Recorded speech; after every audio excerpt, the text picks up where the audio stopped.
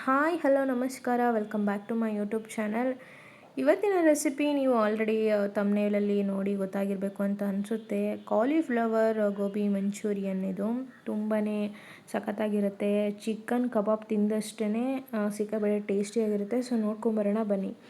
ನಾನಿಲ್ಲಿ ಗೋಬಿನ ತೊಗೊಂಡಿದ್ದೀನಿ. ನಾನಿಲ್ಲಿ ಯಾವ ಸೈಜಿಗೆ ಬೇಕೋ ಆ ಸೈಜಿಗೆ ಬಿಡಿಸಿ ನಾನು ಇಟ್ಕೊಂಡಿದ್ದೀನಿ. ನೀವು ಇದನ್ನು ಚೆನ್ನಾಗಿ ಬಿಡಿಸಿ ಕ್ಲೀನ್ ಮಾಡಿ ಇಟ್ಕೊಬೇಕು. ಯಾಕಂದರೆ ಇದರೊಳಗಡೆ ಸ್ವಲ್ಪ ಹುಳಗಳೆಲ್ಲ ಇರುತ್ತೆ. ಸೊ ಹಾಗಾಗಿ ನೀಟಾಗಿ ಸೋಸಿ ಇಟ್ಕೊಳ್ಳಿ. ನೀಟಾಗಿ ನಿಮ್ಗೆ ಎಷ್ಟು ಬೇಕೋ ಅಷ್ಟನ್ನು ಇಟ್ಕೊಳ್ಳಿ. ನಾನಿಲ್ಲಿ ಒಂದು ಪಾತ್ರೆ ತೊಗೊಂಡಿದ್ದೀನಿ. ಅದಕ್ಕೆ ನೀರು ಕುದಿಯೋಕ್ಕಿಟ್ಟು ಸ್ವಲ್ಪ ಅರಿಶಿನ ಹಾಕ್ತಾಯಿದ್ದೀನಿ. ಸ್ವಲ್ಪ ಸಾಲ್ಟ್ನು ಕೂಡ ಆ್ಯಡ್ ಮಾಡ್ತಾಯಿದ್ದೀನಿ. ಇದು ಒಂದು ಕುದಿ ಬಂದಮೇಲೆ ನಾವೇನು ಕಾಲಿಫ್ಲವರ್ನ ಇಟ್ಕೊಂಡಿದ್ದೀವಲ್ಲ ಕ್ಲೀನ್ ಮಾಡಿಬಿಟ್ಟು ತೊಳೆದು ಇಟ್ಕೊಂಡಿರಬೇಕು. ನೀವು ಇದನ್ನು ಹಂಗೆ ಡೈರೆಕ್ಟಾಗಿ ಹಾಕೋಂಗಿಲ್ಲ. ನಾನು ಇದನ್ನೆಲ್ಲ ಪೂರ್ತಿ ಹಾಕೋತಾ ಇದ್ದೀನಿ.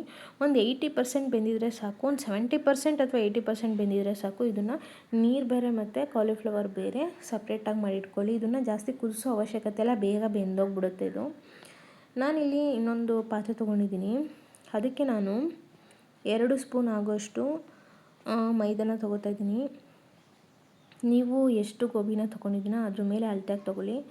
2 ಸ್ಪೂನ್ ಆಗೋಷ್ಟು ಕಾರ್ನ್ಫ್ಲೋರ್ ತೊಗೊಂಡಿದ್ದೀನಿ. ನೀವು ಮೈದಾ ತೊಗೊಳ್ಳೋ ಬದಲು ನೀವು ಗೋಧಿ ಹಿಟ್ಟನ್ನಾದ್ರು ತೊಗೋಬೋದು, ಇಲ್ಲ ಸ್ಕಿಪ್ ಕೂಡ ಮಾಡ್ಬೋದು, ಇಲ್ಲ ಕಾರ್ನ್ಫ್ಲವರ್ನೇ ಹಾಕ್ಕೋಬೋದು. ಇದು ನಿಮಗೆ ಬಿಟ್ಟಿದ್ದು.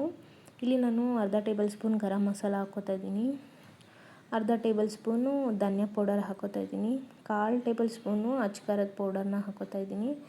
ಕಲರಿಗೋಸ್ಕರ ಇದು ರೆಡ್ ಚಿಲ್ಲಿ ಪೌಡರ್ನ ಹಾಕ್ಕೋತಾ ಇದ್ದೀನಿ. ಇದು ಜಾಸ್ತಿ ಖಾರ ಇರಲ್ಲ, ಕಲರ್ ಸಿಕ್ಕಾಪಟ್ಟೆ ಇರುತ್ತೆ. ನೀವು ಎರಡಕ್ಕೂ ಡಿಫ್ರೆನ್ಸ್ ನೋಡ್ಬೋದು, ಇಲ್ಲ ನೀವು ಸ್ಕಿಪ್ ಮಾಡ್ಕೋಬೋದು.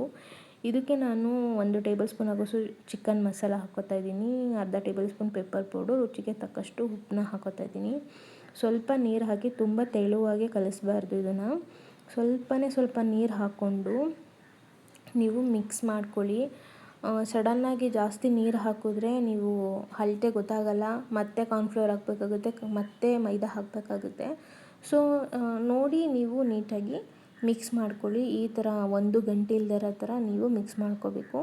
ಮಿಕ್ಸ್ ಮಾಡ್ಕೊಂಡಿರೋ ಮಸಾಲೆಗೆ ನಾವೇನು ಗೋಬಿ ಬೇಯಿಸಿಟ್ಕೊಂಡಿದ್ವಲ್ಲ ಅದನ್ನು ಇದರೊಳಗಡೆ ಹಾಕ್ತಾಯಿದ್ದೀನಿ.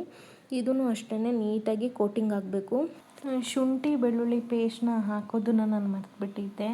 ಇವಾಗ ನಾನು ಆ್ಯಡ್ ಮಾಡ್ತಾಯಿದ್ದೀನಿ. ಶುಂಠಿ ಬೆಳ್ಳುಳ್ಳಿ ಪೇಸ್ಟ್ನ ಆ್ಯಡ್ ಮಾಡಿ ನೀಟಾಗಿ ಮಿಕ್ಸ್ ಮಾಡ್ಕೊಳ್ಳಿ. ಫ್ರೈ ಮಾಡೋಕ್ಕಿಂತ ಅರ್ಧ ಗಂಟೆ ಮುಂಚೆ ನೆನೆಸಿಟ್ಕೊಂಡ್ರೆ ಆ ಕೋಟಿಂಗ್ ನೀಟಾಗಿ ಆಗಿರುತ್ತೆ. ಎಣ್ಣೆ ಕಾಯೋಕ್ಕಿಟ್ಟು ಒಂದೊಂದನ್ನೇ ಎಣ್ಣೆಗೆ ಹಾಕಿ ಇದನ್ನು ನೀಟಾಗಿ ಫ್ರೈ ಮಾಡ್ಕೊಳ್ಳಿ. ಕಾರ್ನ್ಫ್ಲೋರು ಮೈದಾ ಹಾಕಿರೋದ್ರಿಂದ ತುಂಬ ಕ್ರಿಸ್ಪಿಯಾಗಿ ಬಂದಿರುತ್ತೆ. ನೀವು ಅದನ್ನು ತಿನ್ನೋಕ್ಕೇ ಸಿಕ್ಕಾಪಟ್ಟೆ ಇಷ್ಟಪಡ್ತೀರಾ, ಡ್ರೈ ಗೋಬಿನೇ. ಸೊ ಎಲ್ಲನೂ ಫ್ರೈ ಮಾಡ್ಕೊಂಡಾದ್ಮೇಲೆ ನಾನು ಒಂದು ಪ್ಲೇಟ್ಗೆ ಸೈಡಲ್ಲಿ ಎತ್ತಿಟ್ಕೊತಾ ಇದ್ದೀನಿ. ಇನ್ನೊಂದು ಬಾಣಲಿಗೆ ನಾನು ಸ್ವಲ್ಪ ಆಯಿಲ್ನ ಹಾಕಿ ತುರಿದಿರೋ ಶುಂಠಿ ಮತ್ತು ಬೆಳ್ಳುಳ್ಳಿನ ಹಾಕ್ತಾಯಿದ್ದೀನಿ. ನಾನು ಕಟ್ ಮಾಡಿ ಸೇರಿಸಿದ್ದೀನಿ, ತುರಿದು ಕೂಡ ಹಾಕ್ಬೋದು. 1 ಹಸಿಮೆಣ್ಸಿಕಾಯಿನ ಕಟ್ ಮಾಡಿ ಸೇರಿಸ್ಕೊತಾ ಇದ್ದೀನಿ. ನೀವು ಶುಂಠಿ ಬೆಳ್ಳುಳ್ಳಿ ಪೇಸ್ಟ್ನಾರು ಹಾಕ್ಬೋದು, ಈ ಥರ ಕಟ್ ಮಾಡಿ ಕೂಡ ಆ್ಯಡ್ ಮಾಡ್ಕೋಬೋದು. ಕಟ್ ಮಾಡಿ ಆ್ಯಡ್ ಮಾಡ್ಕೊಳ್ಳೋದ್ರಿಂದ ತಿನ್ನಬೇಕಾದ್ರೆ ಅದು ಸಿಗುತ್ತಲ್ಲ, ಆ ಟೇಸ್ಟು ತುಂಬ ಚೆನ್ನಾಗಿರುತ್ತೆ. ಸ್ವಲ್ಪ ಕರಿಬೇವಿನ ಸೊಪ್ಪನ್ನ ಹಾಕ್ಕೊಂಡು ನಾನು ನೀಟಾಗಿ ಫ್ರೈ ಮಾಡಿಕೊಂಡೆ. 1 ಈರುಳ್ಳಿನ ಸಣ್ಣದಾಗಿ ಹೆಚ್ಚಿಟ್ಕೊಂಡು ಸೇರಿಸ್ಕೊತಾ ಇದ್ದೀನಿ. ಇದನ್ನು ಕೂಡ ಗೋಲ್ಡನ್ ಬ್ರೌನ್ ಆಗೋವರೆಗೂ ನೀಟಾಗಿ ಫ್ರೈ ಮಾಡ್ಕೊಳ್ಳಿ. ನಿಮಗೆ ರುಚಿಗೆ ಎಷ್ಟು ಬೇಕು ಉಪ್ಪನ್ನ ಆ್ಯಡ್ ಮಾಡಿ. ಬಿಕಾಸ್ ನಾವು ಆಲ್ರೆಡಿ ಗೋಬಿಗೆ ಮ್ಯಾರಿನೇಟ್ ಮಾಡಬೇಕಾದ್ರೆ ಆಲ್ರೆಡಿ ನಾವು ಸ್ವಲ್ಪ ಸಾಲ್ಟನ್ನ ಹಾಕಿದ್ದೀವಿ. ಇದಕ್ಕೆ ನೋಡಿ ರುಚಿಗೆ ತಕ್ಕಷ್ಟು ಉಪ್ಪನ್ನ ಹಾಕಿ. ಬಿಕಾಸ್ ತುಂಬ ಸಾಲ್ಟ್ ಆದರೆ ತಿನ್ನೋಕ್ಕೂ ಆಗಲ್ಲ. ನೀಟಾಗಿ ಫ್ರೈ ಮಾಡ್ಕೊಂಡಾದ್ಮೇಲೆ ಅಡಿಷ್ನಲ್ಲಾಗಿ ನಾನು ಇದಕ್ಕೆ ಕ್ಯಾಪ್ಸಿಕಮ್ಮು ಮತ್ತು ಈರುಳ್ಳಿನ ಈ ಥರ ಕಟ್ ಮಾಡಿ ಸೇರಿಸ್ಕೊತಾ ಇದ್ದೀನಿ. ಕ್ಯಾಪ್ಸಿಕಮ್ಮು ಮತ್ತು ಈರುಳ್ಳಿನ ಆ್ಯಡ್ ಮಾಡ್ಕೊತಾ ಇದ್ದೀನಿ. ಇದನ್ನು ಕೂಡ ನೀಟಾಗಿ ಫ್ರೈ ಮಾಡ್ಕೊಳ್ಳಿ.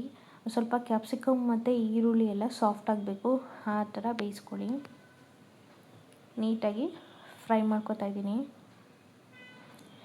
ಇದಕ್ಕೆ ನಾನು 1 table spoon vinegar, 1 table spoon red chilli sauce, 1 table spoon tomato sauce, ಇದಿಷ್ಟನ್ನು ಹಾಕ್ಬಿಟ್ಟು ನೀಟಾಗಿ ಮಿಕ್ಸ್ ಮಾಡಿ. ನೆಕ್ಸ್ಟು ನನ್ನ ಹತ್ರ ಸೋಯಾ ಸಾಸ್ ಇರಲಿಲ್ಲ, ಅದಕ್ಕೆ ನಾನು ಹುಣಸೆಹಣ್ಣನ್ನ ಸ್ವಲ್ಪ ಉಣ್ಣೆ ಹಾಕಿ ಅದ್ರ ರಸ ಹಾಕ್ಕೊಂಡಿದ್ದೀನಿ.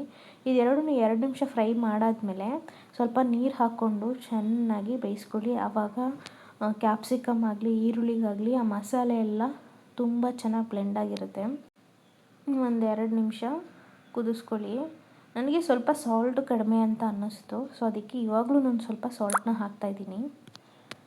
ಆಮೇಲೆ ಸ್ವಲ್ಪ ಕಲರಿಗೋಸ್ಕರ ಕಾಶ್ಮೀರಿ ರೆಡ್ ಚಿಲ್ಲಿ ಪೌಡರ್ನ ಹಾಕ್ತಾಯಿದ್ದೀನಿ. ಇದು ಜಾಸ್ತಿ ಖಾರ ಇರಲ್ಲ, ಕಲರಿಗೋಸ್ಕರ ಅದನ್ನು ಹಾಕ್ತಾಯಿರೋದು. ಸ್ವಲ್ಪ ಆರೋಗ್ಯನೂ ಮತ್ತು ಸ್ವಲ್ಪ ಚಿಲ್ಲಿ ಫ್ಲೇಕ್ಸ್ನ ಹಾಕ್ತಾಯಿದ್ದೀನಿ, ಒಂದು ಅರ್ಧ ಟೇಬಲ್ ಸ್ಪೂನು ಹಾಕ್ಕೊಂಡ್ರೆ ಟೇಸ್ಟ್ ತುಂಬ ಚೆನ್ನಾಗಿರುತ್ತೆ.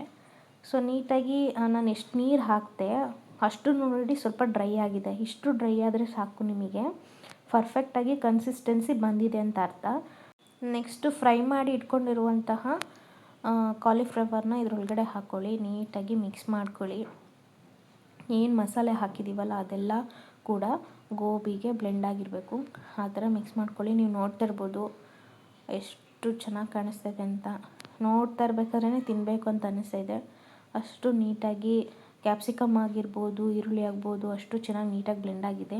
ಲಾಸ್ಟಲ್ಲಿ ಕೊತ್ತಂಬರಿ ಸೊಪ್ಪು ಹಾಕಿದರೆ ಕಾಲಿಫ್ಲವರ್ ಗೋಬಿ ಮಂಚೂರಿಯನ್ ರೆಡಿ ಆಗುತ್ತೆ. ನೀವು ಒಂದ್ಸಲ ಮನೇಲಿ ಟ್ರೈ ಮಾಡಿ ಹೇಗಿತ್ತು ಅನ್ನೋದನ್ನು ಕಮೆಂಟ್ ಸೆಕ್ಷನಲ್ಲಿ ತಿಳಿಸಿ. ತುಂಬಾ ಚೆನ್ನಾಗಿರುತ್ತೆ. ನೀವು ಮನೇಲಿ ಮಕ್ಳಿಗೆ ಅಥವಾ ಯಾರಾದ್ರೂ ಗೆಸ್ಟ್ಗಳು ಬಂದಾಗ ಈ ಥರ ಏನಾದರೂ ಸಮಥಿಂಗ್ ಸ್ಪೆಷಲಾಗಿ ಮಾಡಿಕೊಟ್ರೆ ನಿಜವಾಗ್ಲೂ ತುಂಬಾ ಖುಷಿ ಪಡ್ತಾರೆ.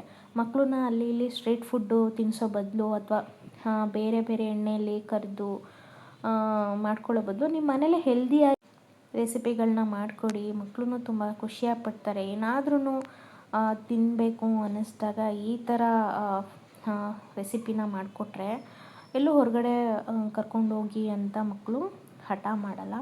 ಸೊ ಈ ವಿಡಿಯೋ ಏನಾದ್ರು ಇಷ್ಟ ಆಗಿದೆ ಲೈಕ್ ಮಾಡಿ, ಶೇರ್ ಮಾಡಿ, ಕಮೆಂಟ್ ಮಾಡಿ. ನನ್ನ ಚಾನಲನ್ನು ಸಬ್ಸ್ಕ್ರೈಬ್ ಮಾಡ್ಕೊಳ್ಳೋದು ಈ ಕೂಡಲೇ ಸಬ್ಸ್ಕ್ರೈಬ್ ಮಾಡ್ಕೊಳ್ಳಿ. ವಿಡಿಯೋ ನೋಡಿದ್ದಕ್ಕಾಗಿ ಧನ್ಯವಾದಗಳು. Thank you so much.